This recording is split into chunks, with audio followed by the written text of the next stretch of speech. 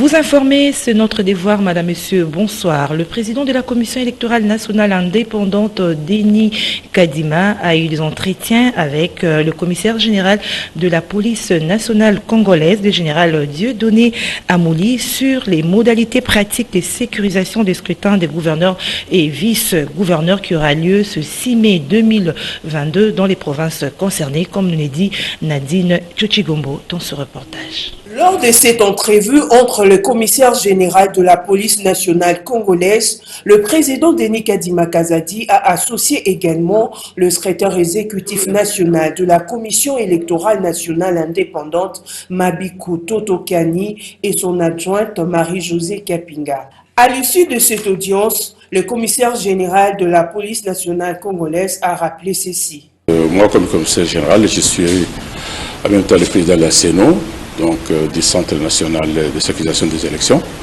Il était tout à fait normal, au vu des élections qui s'annoncent d'ici 2 jours, qu'on se voit et pour qu'on échange là-dessus, qu'on parle, puisque la police doit jouer un rôle capital dans ces élections, dans toutes ces provinces qui sont concernées. Dans le cadre de ces missions régaliennes, la police doit sécuriser ces élections, que ça se passe dans le calme, sans incident. Doit sécuriser et les candidats, et les électeurs, et l'hémicycle là où les élections doivent se passer. Donc on devrait absolument échanger avec le président de la CENI. Justement, à propos de ces élections de gouverneurs et vice-gouverneurs dans les provinces à problème, dans la province de la Tchopo, des messages sont lancés aux députés provinciaux pour opérer un choix judicieux. C'est le cas de Maître Georges Toilié, acteur politique et notable de cette province, qui lance un message aux députés provinciaux. Suivez.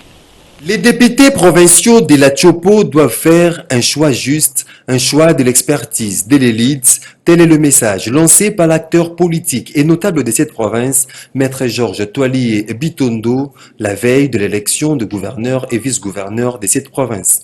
Je pense que tout le monde sait que dans quelques provinces de la République, il y aura des élections de gouverneurs et vice-gouverneurs. Demain, 6 mai. Alors, je voudrais ici attirer l'attention de tout le monde que ces élections sont des élections de maturité et des élections d'expérience.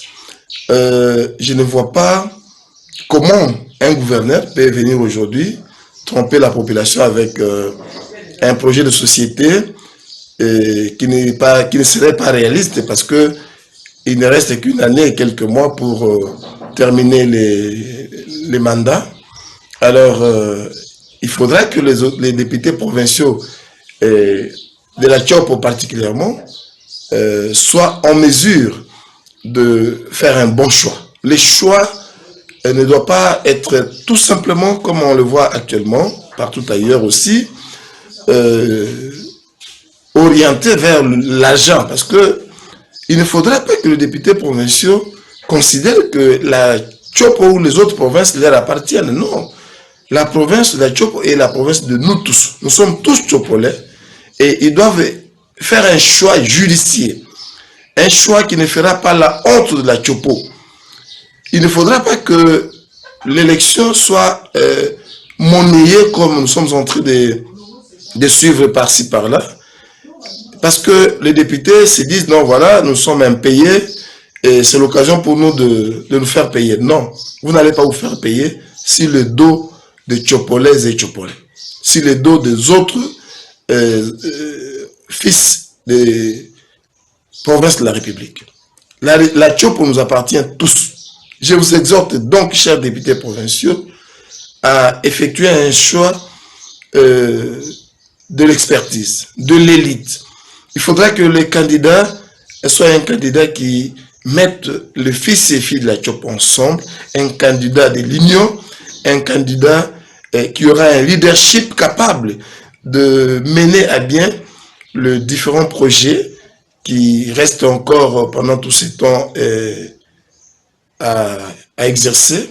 Parce que sans le leadership, sans le management, sans la personnalité, sans l'expertise du candidat, sans les niveaux même intellectuels, Et du côté du Congo central, la cohésion provinciale de notables issus de 366 groupements de cette province qui dit avoir suivi attentivement la présentation des programmes des candidats gouverneurs et vice-gouverneurs fait sa lecture de faits et parle de pistes de solutions. Suivez le porte-parole de cette cohésion provinciale des notables issus des 366 groupements du Congo central, Joseph Mabanga, au micro de Maxime Akam. Parlons de faits. Nous parlons de faits et nous présentons les pistes et des solutions. Nous avons assisté sur les 22 candidats. Il y a 19 qui ont venu présenter des programmes bidons et 2 ont présenté des programmes vraiment structurés, bien bétonnés. Ils ont fait l'état de lieu de la province. Ils ont parlé de solutions à moyen terme, à court terme, moyen terme et long terme. Et ensuite, ils ont donné un message d'espoir. Et nous, quant à nous, comme vous le savez, c'est la cohésion provinciale qui était au four et au moulin. Bien sûr, ensemble avec d'autres compatriotes qui de loin ou de près, mais nous avons fait la plus grande part. C'est pourquoi nous avons décidé de donner à tous les candidats un document intitulé « Le devoir de mémoire » relatif au départ de M. Atouma Nkoulouki. Ce document est résumé par 2 points. Le premier point, nous avons rappelé que c'est la cohésion provinciale qui a saisi le ministre de l'Intérieur Asselo à travers la lettre numéro 014, vous voyez, et nous avons réservé copie, c'est bien écrit, nous avons réservé copie au procureur, je rappelle le conventionnel. L'objet de la lettre est bien là, et le destinataire de la lettre est là. Et nous avons signé, voilà. À la présidence de la République, le chef de l'État, Félix-Antoine Tshisekedi Tshilombo, a tenu mercredi à la Cité de l'Union africaine la réunion élargie avec quelques membres du gouvernement pour évaluer l'instauration de l'état de siège depuis maintenant une année dans les provinces du Nord Kivu et des l'Ituri avant d'annoncer la tenue prochaine d'une table ronde Contassé. Bijou Tchela. Une table ronde sur l'avenir a réservé à l'état des sièges instauré depuis maintenant une année dans les provinces du Nord Kivu et de l'Ituri sera bientôt organisée en République démocratique du Congo. C'est ce qui ressort de la réunion élargie présidée mercredi à la Cité de l'Union africaine par le président de la République, Félix-Antoine Tshisekedi Tshilombo.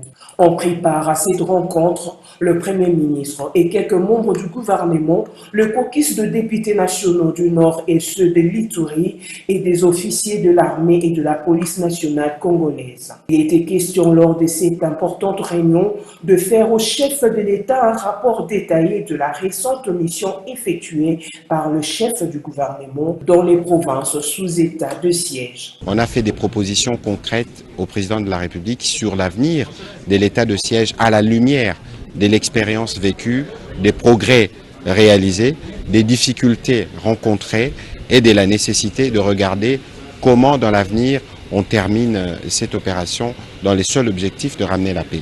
Le président de la République a été très réceptif à ce qui a été dit tout à l'heure et il a promis que dans les jours qui viennent, avant la clôture de la session en cours, nous aurons l'occasion de nous retrouver, les membres du gouvernement et les membres des différents caucus et commissions défense et sécurité à l'Assemblée nationale et au Sénat pour discuter dans une forme de table ronde de l'avenir à réserver à l'état de siège pour être sûr que nous avons la bonne piste qui nous permet de ramener la paix et qui tienne compte des expressions exprimées par les différentes communautés. L'initiative de la convocation d'une table ronde devant décider de l'avenir de l'état des sièges est vivement saluée par les caucus de députés du Nord Kivu. Même réaction du côté des élus originaires de la province de l'Ituri qui attendent des prochaines assises de propositions concrètes pour ramener la paix dans cette partie du pays. Nouvelle date du séjour du couple royal de la Belgique en République démocratique du Congo. Le communiqué de la présidence de la République indique que le roi Philippe et la reine Mathilde de la Belgique seront au pays de Félix Tshisekedi du 7 au 13 juin 2022. Suivez.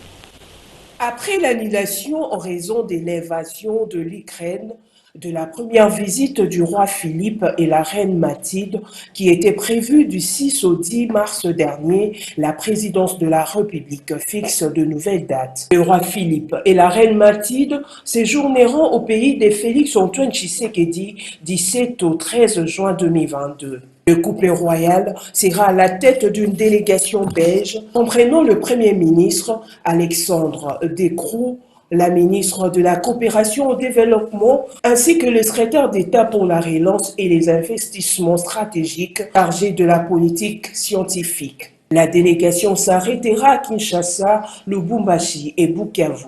En croire la présidence de la République, cet événement marquera une fois de plus l'excellente qualité de coopération bilatérale entre le Royaume de Belgique et la République démocratique du Congo. Et on parle autre chose, le sit-in de forces sociales et politiques prévu ce vendredi 6 mai 2022. Les forces sociales et politiques qui réclament un consensus autour de la loi électorale. Leur sit-in est donc maintenu ce 6 mai devant le Palais du Peuple. En tout cas, c'est Prince Epengele, porte-parole de la MOCA, qui l'a dit au micro de Richie Matomina.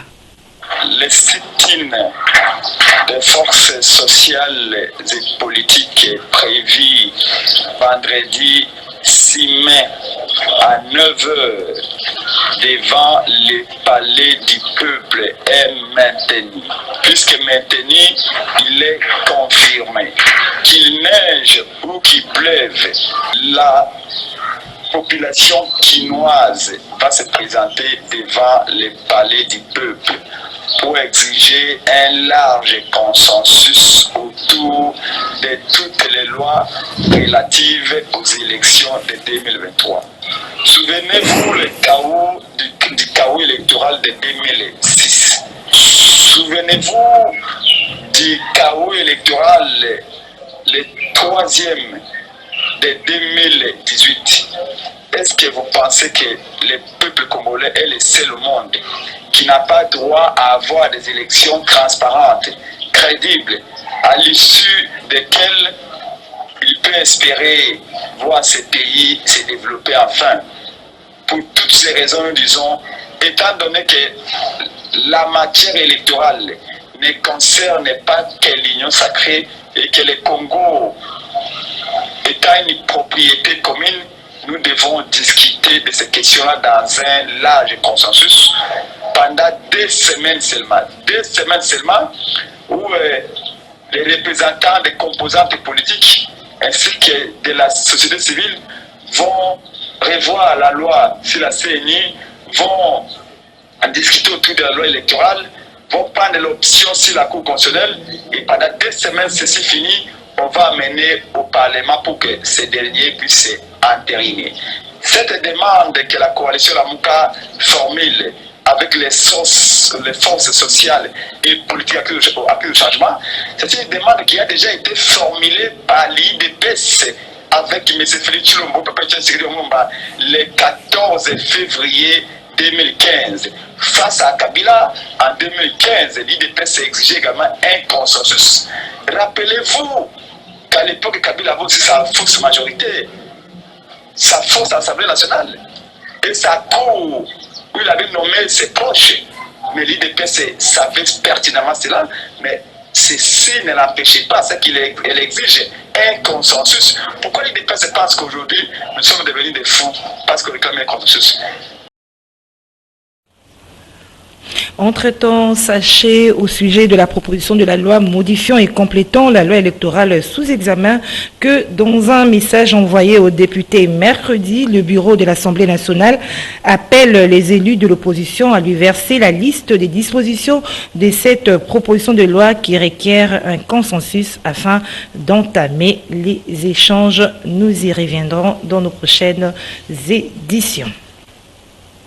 Et on parle santé. Le ministre de la Santé publique, Hygiène et Prévention, le docteur Jean-Jacques Mbongani, a discuté jeudi avec le programme des technologies appropriées en santé, PATH, et l'USAID sur l'évolution du projet de la digitalisation du système sanitaire en République démocratique du Congo. Maxime Makabou signe ce reportage. Le ministre de la Santé publique, Hygiène et Prévention, Dr Jean-Jacques Mbongani, a échangé avec une délégation de l'Agence américaine pour le développement international USAID et celle du programme des technologies appropriées en santé PATH sur le projet Digital Square visant la numérisation du système de santé en République démocratique du Congo. Ici avec notre partenaire, les PATH, pour renforcer notre collaboration dans l'importance de la digitalisation des systèmes de santé. Je pense qu'il était une bonne réunion. En général, nous avons l'opportunité de souligner notre partenariat, l'importance que nous travaillons ensemble dans ce sujet. Ainsi, le directeur pays du PAT d'ajouter la réaction du ministre de la Santé publique, Hygiène et Prévention est positive et il veut que le projet soit mis en œuvre rapidement. Nous sommes le partenaire de mise en œuvre de le projet USAID mondial qui s'appelle Digital Square. Donc nous sommes engagés avec son Excellence depuis plusieurs mois pour appuyer sa vision sur la digitalisation du secteur de la santé en RDC. Et grâce à la leadership de son Excellence, les choses avancent très rapidement pour assurer qu'il y a une structure digitale pour la nouvelle couverture de santé universelle. La santé de la population congolaise, à la fin du compte, le pays, quand il se modernise avec la digitalisation, les bénéfices seront sentis par chaque Congolais. Positif, je crois positif mais impatiente, parce qu'il veut que le projet, le CSU, mais aussi la digitalisation soit mise en œuvre rapidement. Donc nous sommes en train de bosser le plus rapidement possible pour de l'appuyer dans sa vision. De son côté, Jean-Jacques Mbongani a promis de mettre en œuvre une feuille de route d'investissement pour atteindre l'objectif visé. Aussi a-t-il martelé sur la contribution de toutes les parties prenantes afin de mettre en œuvre ce projet qui sera bénéfique pour la population congolaise. Et puis, cette alerte de la société civile de la province de l'Équateur au sujet du désordre qui règne dans la mise en place des autorités académiques. Elle dénonce les auteurs et appelle à l'intervention du Premier ministre. Suivez leur déclaration. C'est ça. Pas question de quotas à l'Équateur. La nouvelle société civile est vigilante pour citer tout le monde qui est à la base des troubles et au chef de l'État. Donner les injonctions afin que tous les arrêtés signés par les précités soient retirés à l'immédiat. Et au Premier ministre, limoger ses ministres. L'Assemblée nationale, interpeller le Sénat, interpeller tous ces ministres qu'ils viennent vous expliquer qu'est-ce qui se passe à l'Équateur. Quand nous parlons aujourd'hui à l'ISP, les étudiants n'ont pas eu l'occasion d'accéder à cause des troubles provoqués par les ministres de l'ICI. À la population, soyons tous vigilantes. Veillons sur notre province. Et à l'exécutif, prendre soin de la population. Aux étudiants, soyez calmes. S'il y a des revendications, prière de contacter les autorités provinciales et d'utiliser la voie des dialogues. Et nous avons besoin de la présence du chef de l'État, son Excellence Félix Antoine Tshisekedi Tshilombo. Et parmi la majorité qu'on a nommée, ce sont des frères des ministres et leurs cousins. C'est ça. Comme preuve, monsieur le président de la République, demandez ces arrêtés-là et appelez chaque individu nommé. Vous saurez son origine. Nous n'allons pas baisser les bras. Comme nous avons commencé, si on ne retire pas ces arrêtés-là, nous allons organiser des marches pacifiques afin que tout le monde se retrouve dans son droit. Qu'est-ce que le DG de l'ISDER a fait? Qu'est-ce que la bête de l'ISDER a fait? Or, il y a terre de troubles, ce monsieur, le monsieur de l'ISTEM, réunit les deux espaces, Katanga et Kassai, pour mettre fin. Mais aujourd'hui, les précités veulent créer encore les troubles ici, dans la province de l'Équateur. Au moment où les fils et les filles de la province de l'Équateur vous attendent à main ouverte pour vous accueillir. Et au premier ministre, chef du gouvernement, veillez sur ces ministres. C'est comme si nous comprenons, nous, la nouvelle société, comme s'il y a la complicité. Parce que tout ce qui se passe, les arrêtés signés, est-ce que vous les contrôlez, monsieur le premier ministre, chef du gouvernement? Veuillez contrôler tous ces arrêtés-là. Et si c'est possible, c'est mieux de limoger tous ces ministres qui sont à la base des troubles dans les grands Équateurs. Nous dénonçons avec la dernière énergie ces comportements. Ici, au Congo, surtout précisément à l'Équateur, pour travailler, il faut être un frère des ministres, soit assister dans un parti politique. Revenons à Kinshasa où les bandits à main armée continuent à s'aimer la terreur. Téné, la soirée du mercredi 4 mai 2022, l'agence Western Union située sur l'avenue Kassavubu dans la commune de Bandalungu a été la cible des braqueurs. Ces derniers ayant raté leur coup ont ouvert le feu sur les passants. Bilan 2 morts. Regardez. 2 braquages, 2 incursions de hommes armés dans 2 établissements commerciaux continuent à battre son plein à Kinshasa. Le dernier cas en date, c'est cette tentative de braquage de l'agence Western Union dans la commune de Bandalungu, sur l'avenue Kassavubu. Leur opération malveillante ayant été déjouée, ces hommes armés ont ouvert le feu sur le passant. Bilan 2 morts, dont un conducteur de bus.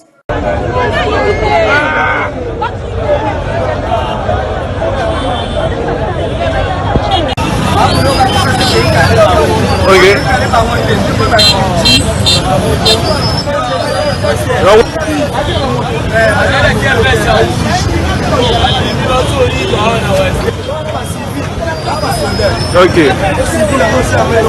Okay. La recrudescence de l'insécurité observée ces derniers temps à Kinshasa perturbe la quiétude de la population. L'autorité compétente est donc interpellée. C'est triste. Célébration ce 5 mai de la Journée internationale de la sage-femme, une occasion de découvrir ces métiers de donneuses de vie et de les rendre hommage. Des sages-femmes qui ne sont pas nombreuses mais jouent un rôle crucial dans la réduction de la mortalité maternelle. Suivez ce commentaire. Sage-femme, l'un des plus beaux métiers du monde, une profession qui comporte de multiples facettes. La sage-femme réalise les diagnostics et la déclaration de la grossesse, le suivi de la grossesse, la préparation à la naissance et à la parentalité. Le diagnostic et le suivi du travail, surveillance de la mère et de l'enfant en poste et parfum, examen clinique et complémentaire, la visite postnatale, la rééducation périnale, la prescription de médicaments, vaccins et examens nécessaires à son exercice, les suivis gynécologiques, la prévention avec prescription de l'ensemble contraceptif, la pose et les retraits des DIJ et un plan de consultation de planification familiale, des conseils conjugal et familial, le diagnostic et le suivi des pathologies de la grossesse en lien seulement, dans ces cas avec le médecin. La journée de la sage-femme est une occasion de découvrir ces métiers de donneuses de vie, rendre hommage aux femmes et aux hommes qui les pratiquent et montrer leur importance au sein de la société. Les sages-femmes des sexes masculins sont désignées par les termes maïticiens dans le pays en voie de développement. Les sages-femmes ne sont parfois que quelques-unes par village. Là où elles devraient être le triple, elles sont souvent confrontées à un manque de matériel médical pour mener à bien leur travail. Bien que leur présence soit essentielle, elles ne sont pas nombreuses, ces travailleurs de l'ombre qui pourtant jouent un rôle crucial dans la réduction de la mortalité maternelle. Une autre journée célébrée ce 5 mai, c'est la journée du patrimoine mondial africain, une occasion de sensibilisation de population à la richesse, la valorisation et la préservation des sites africains inscrits sur la liste du patrimoine mondial. Commentaire. C'est lors de la 38e session des conférences générales de l'UNESCO à la suite d'une proposition du groupe africain que le 5 mai a été proclamée Journée du patrimoine mondial africain. Une journée qui représente l'occasion de célébrer les patrimoines culturels et naturels exceptionnels du continent africain, berceau de l'humanité. Elle constitue également le moment privilégié pour la sensibilisation des populations à la richesse, la valorisation et la préservation des sites africains inscrits sur la liste du patrimoine mondial.